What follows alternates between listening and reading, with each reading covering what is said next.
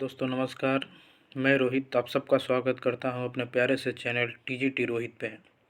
तो आज हम लोग देखेंगे बिहार लोक सेवा की तरफ से जो भर्तियां निकाली गई हैं यानी कि शिक्षक के रूप में, तो उस भर्तियों को हम देखेंगे। 6 से 12 के लिए रिक्त जो पद थे शिक्षक के लिए यानी TRE 3 में, उस पद को निकाला गया है। तो इसकी आवेदन डेट और अंतिम डेट ये दोनों बता दिया गया है। तो सबसे पहले इसको हम लोग एक एक करके देखते हुए चलते हैं। तो आइए हम यहाँ पे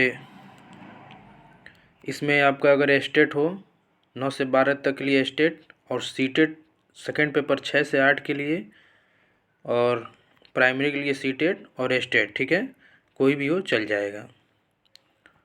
नीचे हम लोग देख सकते हैं एलिजिबिलिटी। तो शिक्षा विभाग तथा अनुसूचित जाति व अनुसूचित जनजाति कल्याण विभाग के अंतर्गत विद्यालय अध्यापक के मूल कोटि 1 से 5 के पद पर नियुक्ति हेतु शैक्षणिक एवं प्रशिक्षणिक योग्यता, यानी कि कक्षा 1 से 5 के लिए जो योग्यता निर्धारित किया गया है उसको हम लोग देख लेते हैं कि ये जो ये सर्टिफिकेट जिनके पास होगा, मार्कशीट, वही इसमें अप्लाई कर पाएंगे।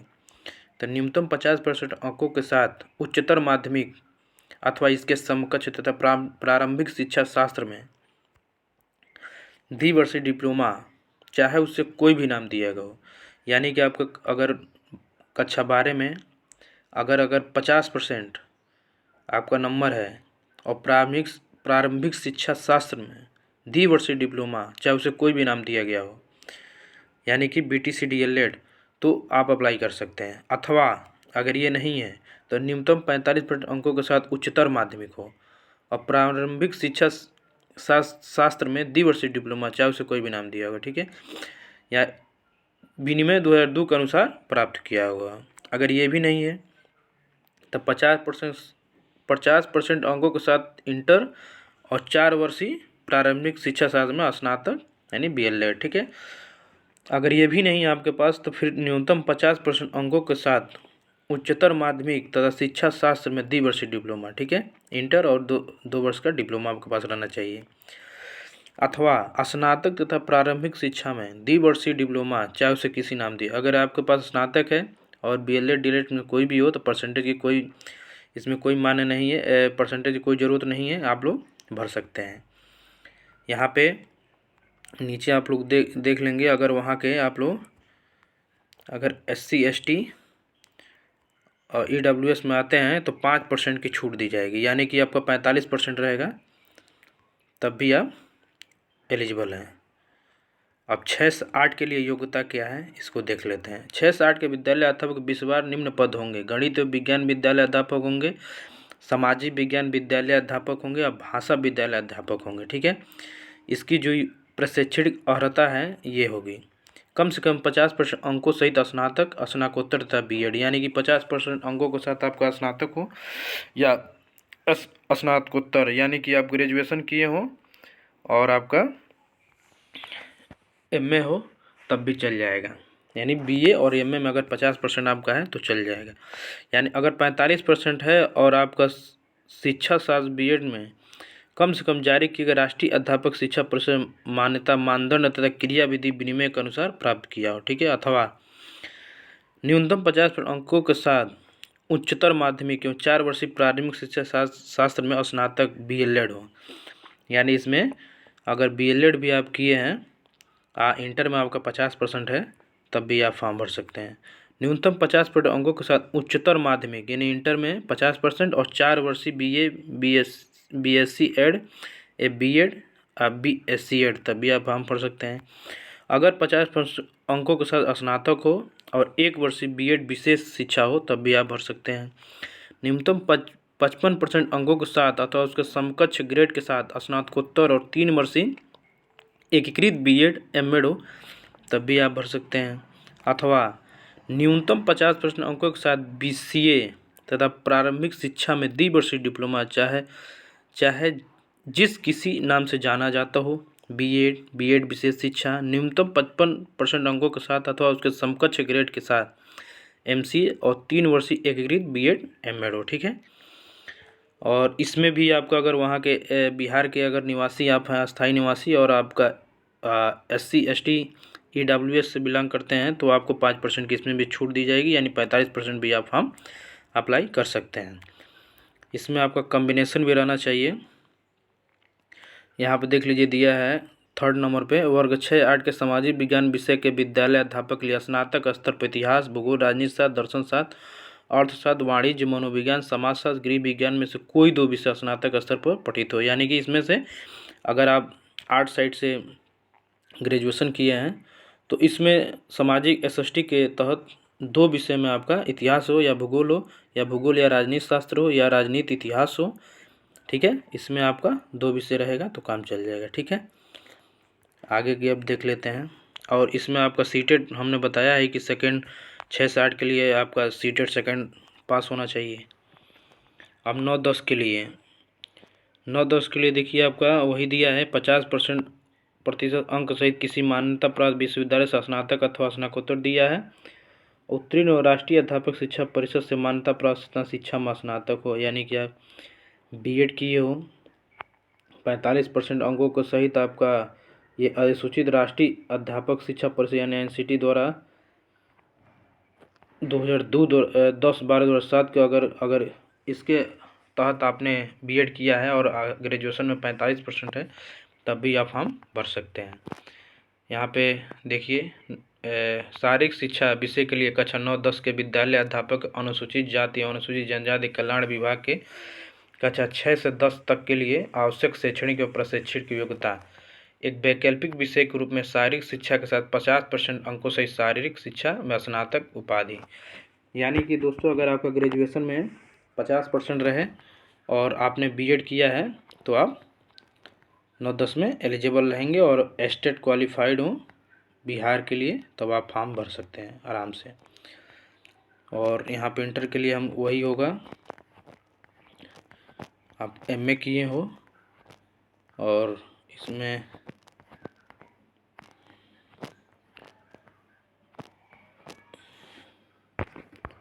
अगर आपने 11-12 के लिए आप लोग देख लीजिए, न्यूनतम 50% अंकों सहित किसी मान्यता प्राप्त विश्वविद्यालय अथवा मान्यता प्राप्त बोर्ड संस्थान से संगीत के लिए दिया गया है।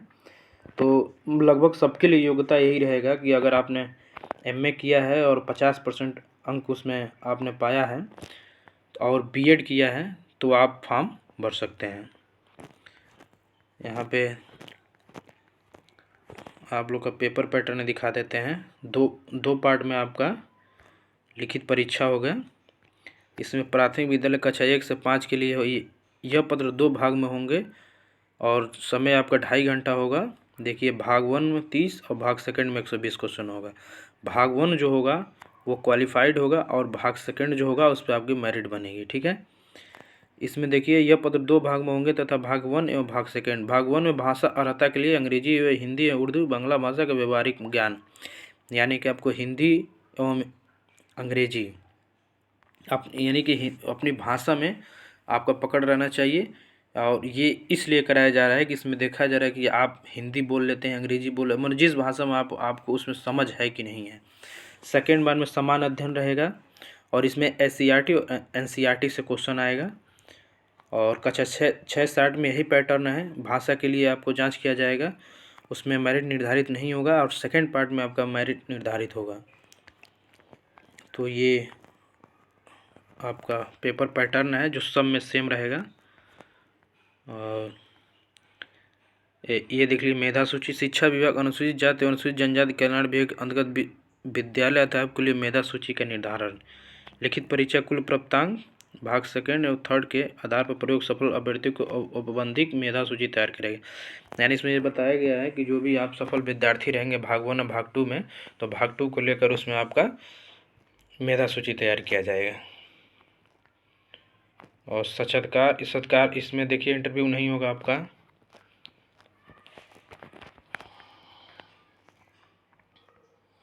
इसमें देखिए, आरक्षित कोट के उम्मीदवार अपनी जाति के अनुरूप पूर्ण रूप से संतुष्ट होने के पश्चात ही आरक्षित कोट के अंकन ऑनलाइन आवेदन के संबंधित कॉलम में करेंगे एवं ऑनलाइन आवेदन भरते समय उनके पास आरक्षण कोड के अनुरूप सक्षम प्राधिकारी से निर्गत प्रमाण पत्र उपलब्ध होना अनिवार्य होगा, अन्यथा आरक्षण का दावा। यानी कि आप अगर SC ST से बिलोंग करते हैं तो आपके पास जो भी प्रमाण पत्र हो वो उसके समकक्ष जो अधिकारी होंगे उनसे प्रमाणित होनी चाहिए, अन्यथा आपको आरक्षण का लाभ नहीं मिलेगा। ठीक है, आगे हम लोग देख लेते हैं इम्पोर्टेंट जो आपके काम के लिए हो।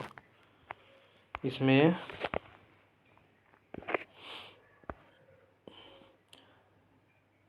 प्रमाण पत्रों की जांच, नियुक्ति प्राधिकार का यह दायित्व तो होगा कि वे नियुक्ति पत्र निर्गत करने के पूर्व से शैक्षणिक प्रशैक्षणिक योग्यता और शिक्षक पात्रता दक्षता परीक्षा उत्तीर्ण होने संबंधी प्रमाण पत्र सहित अन्य प्रमाण पत्रों की यथा आवश्यक जाँच करा लें। देखिए बच्चा, ये डॉक्यूमेंट वेरिफिकेशन में बताया गया है, तो इसमें वो सर्टिफिकेट के बारे में बताया गया है कि आपने जो भी इनके लिए योग्यता निर्धारित किया गया था उसकी जो भी प्रमाण पत्र हो उसको पहले वो जांच लें।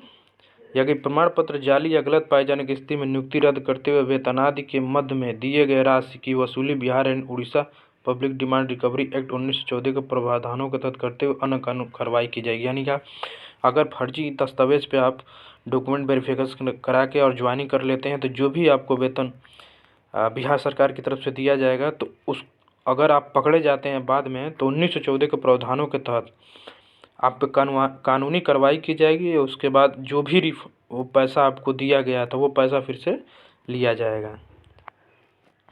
ये देखिए, फॉर्म भरने का शुल्क है सामान्य अभ्यर्थियों के लिए यानी जनरल के 750 रुपये है, अनुसूचित जाति SC ST के लिए 200 और सभी आरक्षित अनारक्षित वर्ग महिला उम्मीदवार के लिए भी 200 है।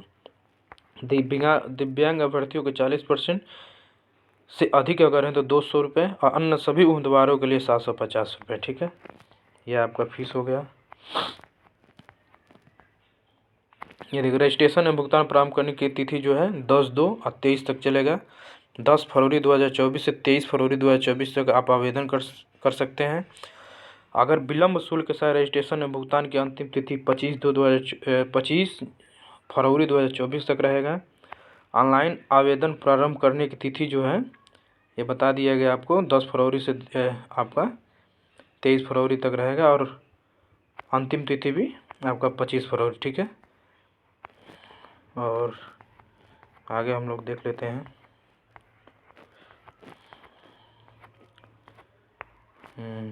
चलिए दोस्तों, तो ये आपका हो गया। आप अपनी योग्यता के अनुसार इसमें फॉर्म भर सकते हैं और 6 से 12 तक हमने पहले भी इसमें वीडियो में बता चुका है कि 6 से 12 के लिए जो भी रिक्तियाँ थी उसको यहाँ पे निकाल दिया गया बिहार लोक सेवा की तरफ से, और इसमें जो भी सीट होगा उसका 50% महिलाओं के लिए आरक्षित कर दिया गया है, जो TRE 2 में जैसे हुआ, और अगस्त में भी इसका TRE 4 होने वाला है।